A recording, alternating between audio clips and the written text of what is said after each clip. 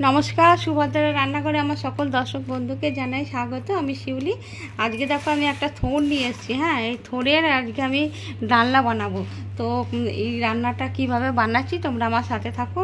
আমি থোড়টা কেটে ধুয়ে সিদ্ধ করে রেডি করে নিয়ে আসি। হ্যাঁ, দেখো আমি থোড়টা সিদ্ধ করে নিয়েছি, একটু লবণ দিয়েছি, একটু হলুদ দিয়েছি, দিয়ে সিদ্ধ করে নিয়েছি সুন্দরভাবে। দেখো সিদ্ধ হয়ে গেছে, আর কুচি কুচি করে কেটে নিয়েছি।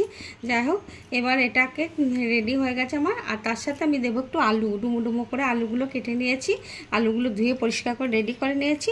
এবারে আমি তার জন্য এই থোড়ের ডালনাটা বানানোর জন্য আমি একটা মশলা বানাবো।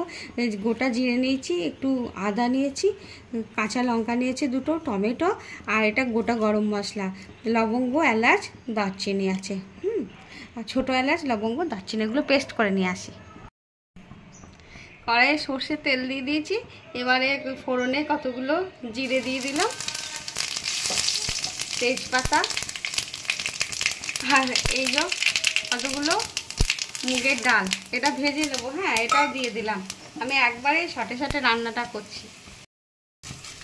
মুগের ডালটা একটু ভেজে নেব। মুগের ডালটা কিন্তু আমি খুব সাদা ন্যাকড়া দিয়ে একদম মুছে নিয়েছি।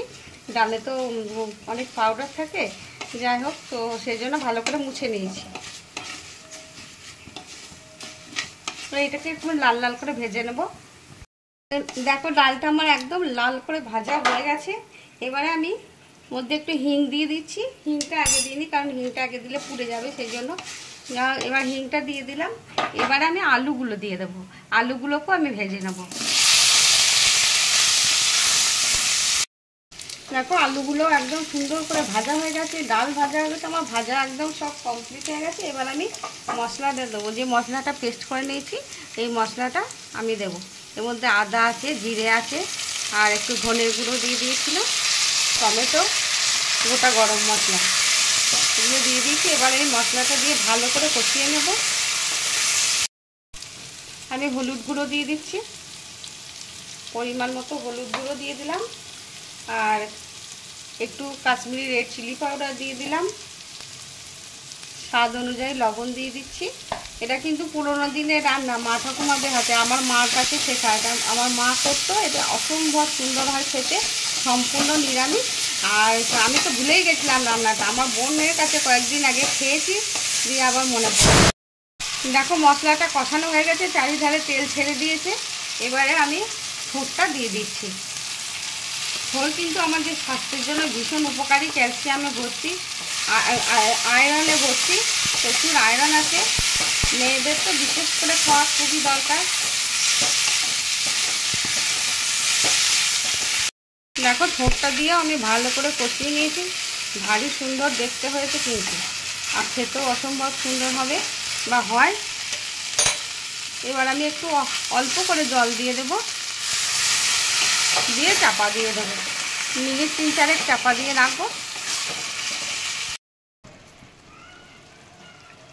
দেখো আমার হয়ে এসছে, একদম রেডি হয়ে গেছে, খুব সুন্দর হয়েছে, দেখেছো? একদম মাখা মাখা হয়ে গেছে, আলুগুলো একদম সিদ্ধ হয়ে গেছে।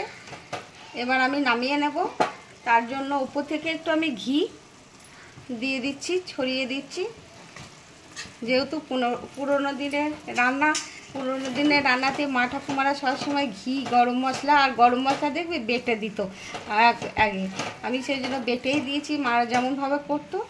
আর ঘিটা উপর দিয়ে ছড়িয়ে দিলাম। এবারে আমি চাপা দিয়ে কিছুক্ষণ স্ট্যান্ডিং টাইমের জন্য রেখে দেবো, তারপরে সার্ভ করে দেবো। আমার থোড়ের ঘন্ট রেসিপি রেডি এবং সার্ভ করে দিয়েছি। তোমরা এভাবে অবশ্যই একবার বানাবে, বানিয়ে খাবে, খেয়ে আমাকে কমেন্ট করে জানাবে তোমাদের কেমন লেগেছে। এই পুরোনো দিনের একটি ট্র্যাডিশনাল রান্না, আমার মার কাছ থেকে শেখা। অবশ্যই মার কাছ থেকে খাওয়া এবং মায়ের কাছ থেকেই শেখা। আর একটা কথা বলতে দেখাতে ভুলে গেছিলাম, যেটা হচ্ছে আমি চিনি দিয়েছিলাম। হ্যাঁ, একবার মধ্যেখানে চাপাটা খুলে চিনিটা দিয়েছিলাম, তোমাদের সেটা দেখানো হয়নি। যাই হোক, তাহলে তোমরা সবাই ভালো থাকবে, সুস্থ থাকবে। আজকের মতো টাটা।